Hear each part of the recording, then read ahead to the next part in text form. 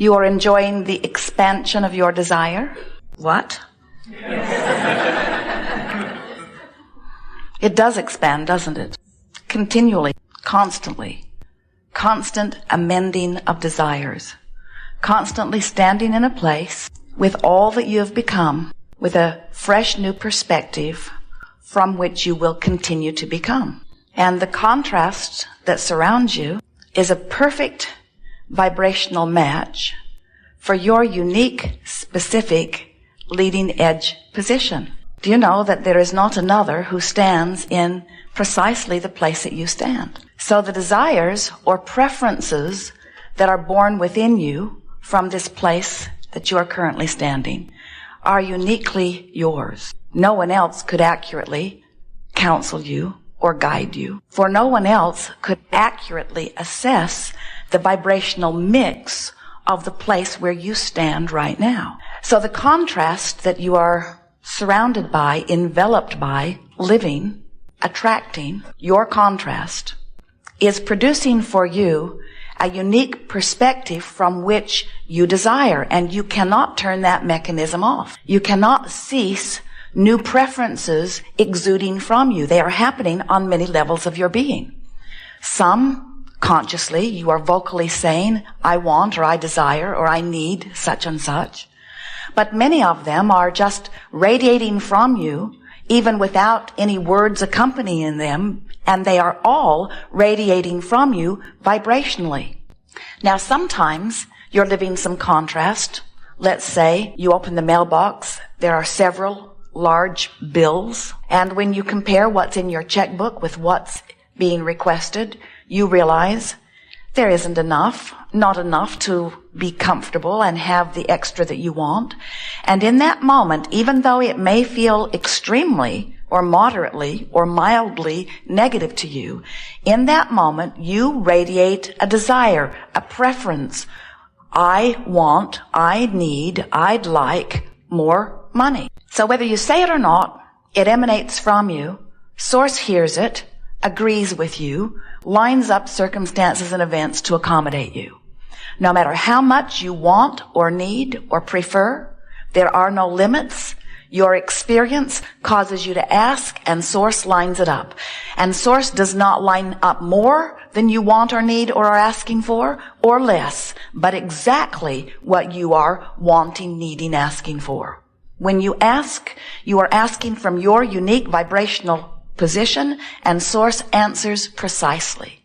So now you've asked, and Source has answered. But now your real work begins. And that is, you must find some way of managing the vibration of your being so that you match the signal that you've put out there that's being held in vibrational escrow. If you're sick, you're asking for wellness.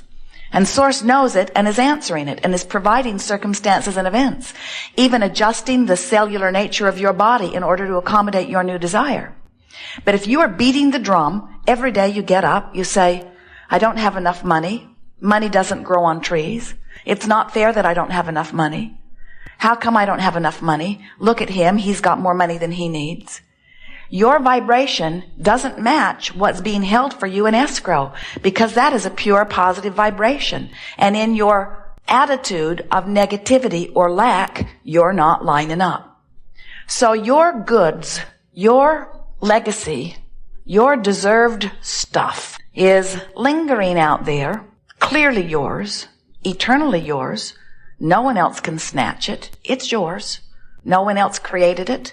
It's uniquely, vibrationally encoded with you. It's yours.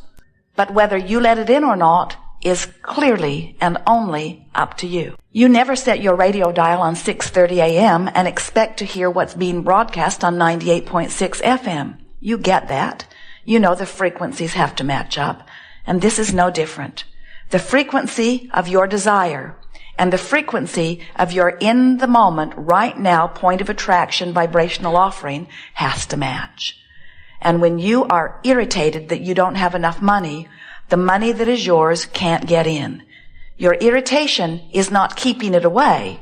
Your irritation is the indication that you're keeping it away. If you are eager and hopeful even, hopeful, lets it start moving toward you. Believing lets it in. Knowing makes it come as fast as you ask for it. You could get to the place of so much trusting this creative process and so believing in your ability to create and so understanding law of attraction and so aware of the way you feel and so in deliberate mindful keeping of your own vibrational mood, attitude, or point of attraction that you could think a thought and receive its results.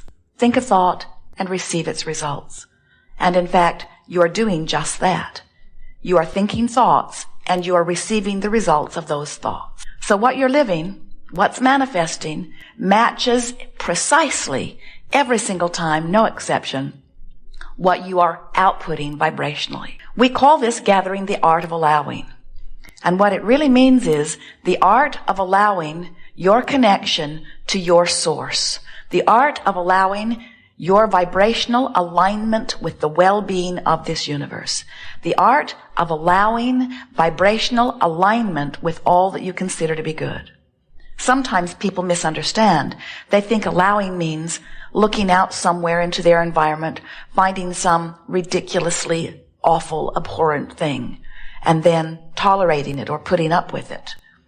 Being a doormat, just taking whatever anybody gives. Allowing is about feeling. Allowing is about vibration.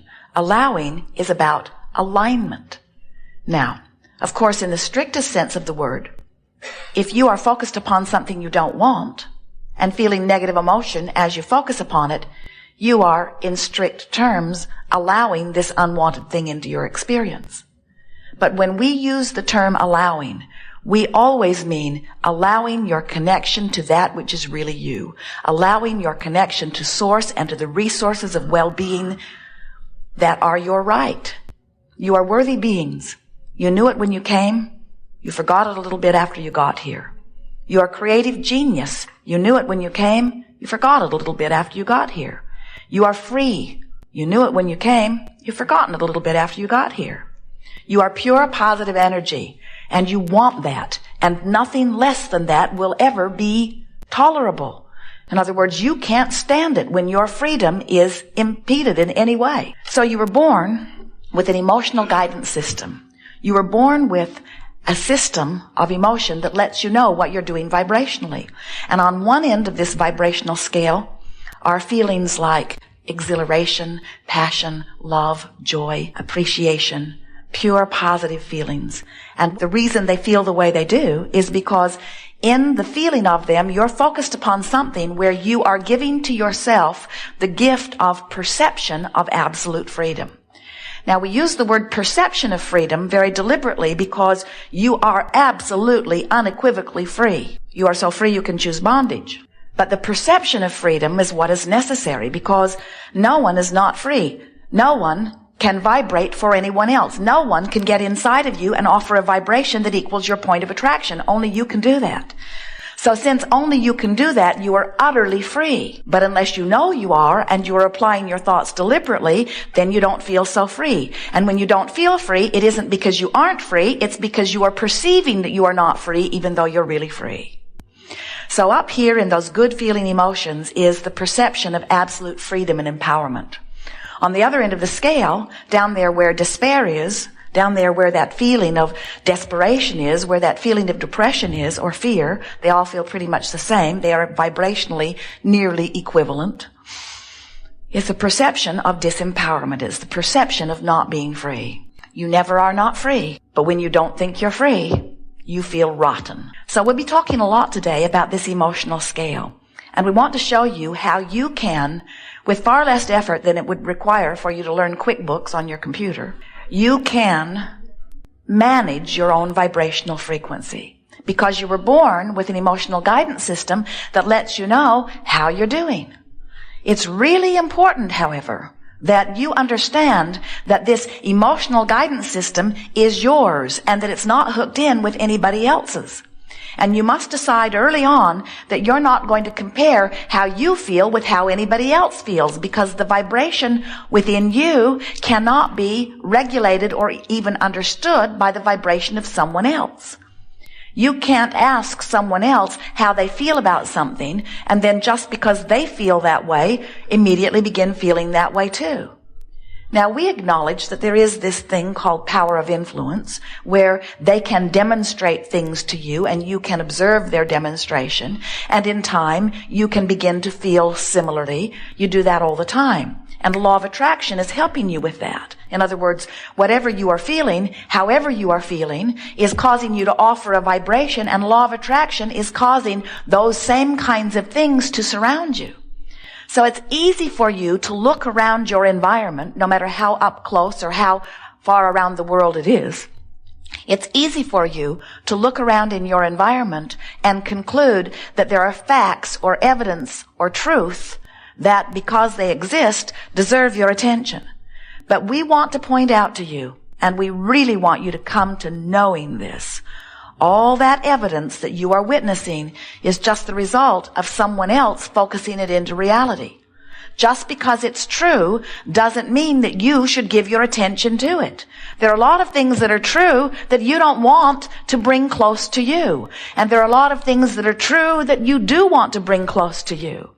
So don't use as your criteria for focusing on it the reality of it or the truth of it.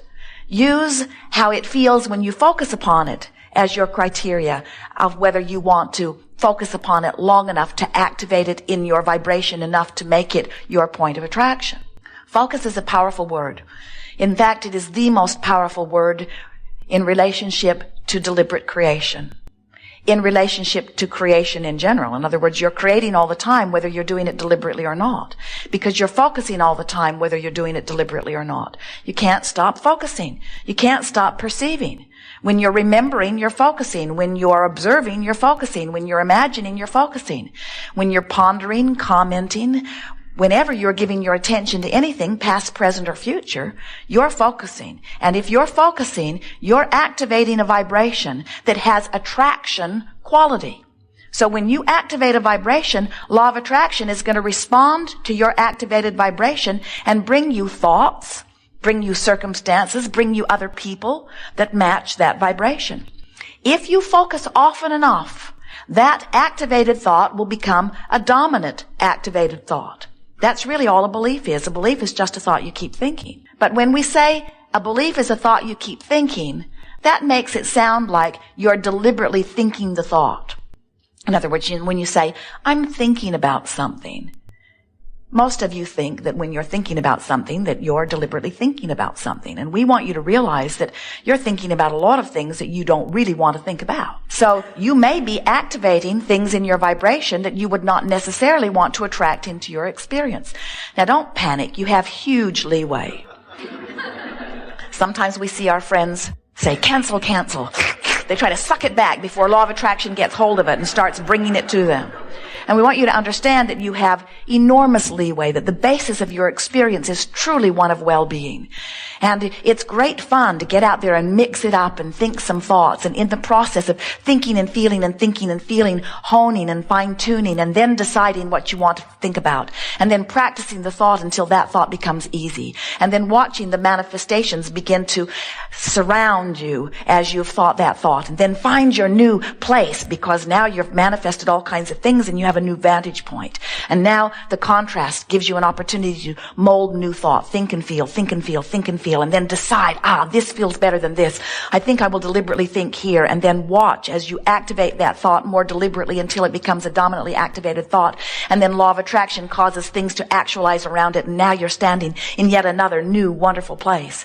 And then the contrast is there again and you're thinking, feeling, thinking, feeling, thinking, feeling, thinking, feeling. This is the way you mold the clay. The energy that creates worlds is the clay that you are molding.